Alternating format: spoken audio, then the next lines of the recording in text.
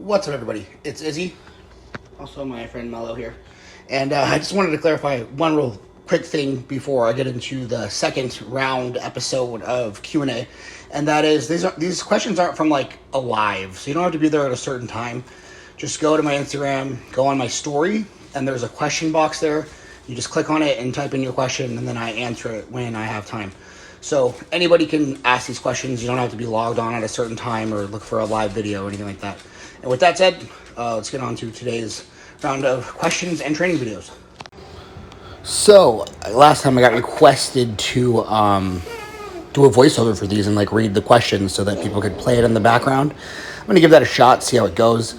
Obviously, I don't have a script or anything, so I'm just gonna be talking over certain videos. Right now I'm doing seated laterals twice a week because shoulders are one of my worst body parts, particularly side delts. So I do these on my push day and on my leg day, and I'm on a 3 on 1 off split. So they're on the first day and the third day, and then second day is my pull day, fourth day is off, so twice a week there, every other day for lateral raises. This was a good PR for me. After lateral raises in this session, I do some calf work, but the question here is, what's your opinion on the idea of different calorie targets between training days and non-training days? Obviously, you guys can read my answer there, but I really generally think that the main value in that is just being able to match your appetite to the day. So on training days, you're going to be hungrier, and when you are bulking, this is going to make it so you can get in your food easier, which isn't that big of a deal when you're natural, but when you're enhanced and over 250 pounds and you need to eat like 6,000 to 7,000 calories a day, keeping things matched to your appetite can go a long way. It's going to be the same thing on a diet. You'll be hungrier on a training day, so maybe eating a little bit more on that day is helpful. I don't really think it gives you huge training benefits to eat more on a training day. I mean, if you're only training once a day, then all the food that you ate yesterday is already stored for that training session, so it's just unlikely to make a big difference. And I personally don't believe you're going to get like major insulin sensitivity benefits from having different calories on training days and non-training days. Who is going to win the Arnold? That's the question. I think Nick Walker will win the Arnold quite easily. And then in this particular video here, I'm doing the hammer strength ground-based lunge, and I'm using it for RDLs. To be honest, this was pretty much straight up an ego lift, as my English friends would say. I definitely took the piss here. I just want to see if I could do 1,000 pounds. I ended up getting it for 6. The first one was real ugly getting it off the ground. I have a hard time getting my back flat right off the ground. And the other ones weren't as controlled and as paused as my usual reps are. But I just want to see if I could do it. And I'm going back to normal deadlifts after this session anyway. So I want to take a crack at 1,000 while it was available. Next question, if you don't sleep for a night because of insomnia, should you try to hit the same volume numbers or pull back to some degree? So my answer here is it really depends. Like, did you get actually zero sleep? Like, you didn't sleep at all? I probably wouldn't even go to the gym in that case, because personally I just think that's counterproductive. Like, just take the time to sleep, rest, and hit it again next week, especially if you're on a flexible training schedule and you can just have an asynchronous split, just push everything back a day. It's quite easy. Now, if you just had bad sleep, I would just go in and do your training session as planned, as one night of bad sleep doesn't tend to be enough to actually make you perform that poorly. It's only when you start stringing together multiple bad nights of sleep. One bad night of sleep, mostly just in your head, take some extra pre-workout and get the job done. Next question, is it okay as a power lifter to do little to no accessory work? I always love when people ask me like these, is it okay, is it bad questions? Because these like imply like these moral judgments. And yeah, like again, like I said in the answer, no one's gonna arrest you or call you a sinner or damn you to hell if you don't do any accessory work. But what I often see is people whose number one priority as an athlete is putting on more muscle mass where it needs to be, and then they're doing nothing but SBD with short ranges of motion for powerlifting. They're doing sumo deadlift, arch back bench, wide stand slow bar, and they're not building enough muscle. So no, you should not be doing that year round. You should have phases where you're doing extended range of motion barbell variants, other hypertrophy accessories, and you need to focus on getting bigger. Otherwise, you're going to be one of these classic people that has like a 500 sumo deadlift and a quote unquote poverty bench press. Like, you're not going to be able to bench 2 plates, but you'll deadlift over 5. Don't be that person. You want to look like you actually lift? Do some accessory work. Pretty straightforward. Don't be that person. Next question. What do I think about barbells with sensors in them? So sort of like barbells that collect speed data and things of that nature. I don't find it useful. I think it's way more effort than it's worth. From using RAR, RPE, no, Kona, you don't need that stuff. So, I mean, it's not really giving you anything that you're not getting from the video. So personally, I don't find it valuable. This question is about figure eights. Do figure eights help your grip more than other types of straps? I actually don't like figure eights. If they don't fit your hand properly, it never feels like the bar is quite secure. And if they're too small, they won't go over your wrist, which is the problem that I have, is I have small hands but very big wrists. My wrists are almost 8 inches in circumference.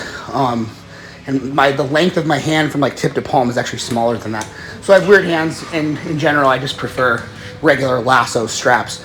But if you get a pair of figure eights that are sized correctly, you can pretty much almost let go of the bar and you're not going to drop it. So figure eights are fine. Not my personal preference though. In this video, I'm here doing some leg press. I like to do most of my quad work with slow eccentrics, pauses, and as much range of motion as possible. I just feel like that's the key for quad growth. And also it keeps my knees from hurting, which is something that I definitely struggled with as I've gotten stronger. And the next question here, how would you program grip training?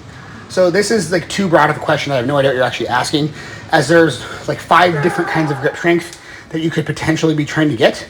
So when someone asks me this, I just kind of assume they're talking about powerlifting. And my number one suggestion there would be to, when you're doing your submax singles, so most of you have that sort of programming, I would add a 10-second hold after your last one with your comp grip, not double overhand or anything like that. And then on your very last deadlift rep of the day, if you need even more work, on your very last deadlift rep of the day, just hold it for max time. Next question is kind of a joke question. Somebody said, because I sometimes train in Timberlands. I live in Boston, Massachusetts, and it's like freezing cold.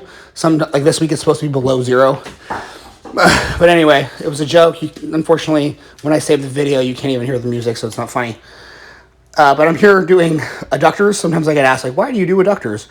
Because adductors basically make up like 1/3 to 1/2 of your leg size in front poses for bodybuilding.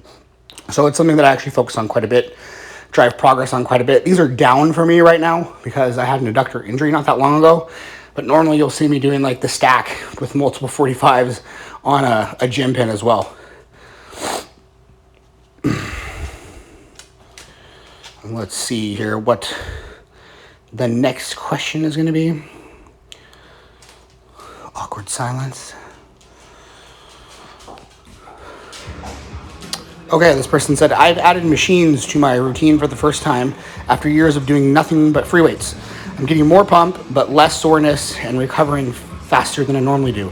Is that normal? I would say you can't really generalize. Some machines are easier to recover from than others. Some machines are easier to recover from than their free weight counterpart, and some aren't. So you just can't really generalize that. Next question is, do captains of crush grippers have any carryover deadlift? In my experience, not that much, unless you've done no grip training at all. If you've never done any specific grip training, getting your captains of crush grip up to something like somewhat respectable will have some immediate carryover to your deadlift. But once you start trying to close like the 2 and the 3, especially the 3, anything above the 3, I don't know how that's going to have a ton of direct carryover. You're better off doing different kinds of static holds at that point. But I am no grip expert. That's just what I've seen for powerlifting purposes specifically. The next question is about safety bar squats. How should you push on the handle? So depending on what safety bar that you're using, if you push up on the handles or you kind of pull down, it'll change the way that the weight is levered either in front of you or behind you because the bars are cambered. And so people kind of get into these huge debates about should you push up on it or should you pull down on it. My personal opinion, I don't really worry about this. I train for hypertrophy. There's such a minor difference between the bar being a few inches in front of you or behind you. I just focus on a good brace and I squat. Okay, the bar's doing its job. It's on my back. My shoulders and elbows aren't hurting. It's a little bit more quad biased than a low bar squat. Maybe even a little bit more quad biased than a high bar squat. I don't worry about these details. I just grab the bar, brace hard, and squat, and that'd be my recommendation for most other people as well. Don't get caught up in optimizing every single little detail of how you do every single movement. But that said, yes, there could be some slight differences in the mechanics if you're cranking down versus cranking up on a safety bar. Next question is, why don't I microload my compound machine movements? Do I think it is unnecessary? Well, I actually do microload my machine compounds. And the thing is, if I'm bringing in a movement that I haven't done in a long time, or it's a brand new movement, I know I'm going to make extremely rapid progress. So, random example. Every time that I don't bench press very often anymore. It's just not a priority for me. But the first time I do bench press, I might do 315 for like 5. The next time I do it, I can do 315 for 10. So I retrain very rapidly. So it doesn't make sense to microload initially. Once progress slows down, then I do microload. Someone said, should the submax deadlift hold for grip be your comp grip? Yes, it should. What do I think about using a bit of hip action on a lying leg curl? It's hard not to near failure. Well, my recommendation for that is to standardize your technique.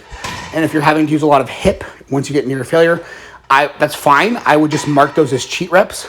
Like you got 8 reps without hip movement, then 2 with hip movement. I'd write like 8 plus 2 just to help you track your progress in a more standardized way. Here's a cute little picture of me in high school, apparently. I think I was like 150 pounds here, just like one of those Instagram things where, what'd you look like in high school? And I put a picture up.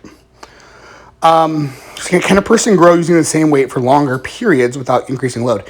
Yes. So anything within 3 to 4 reps of failure is going to cause a stimulus. If you keep repeating the weight for a long, long time, it'll get easier and easier and less of a stimulus every time. What percentage of lifters do you think have or had body dysmorphia at some point? Almost all of them. Even me at 250 plus pounds, I don't feel big. Do I feel small? Not really, but I don't feel big. And that is today's video. Hope you enjoyed it.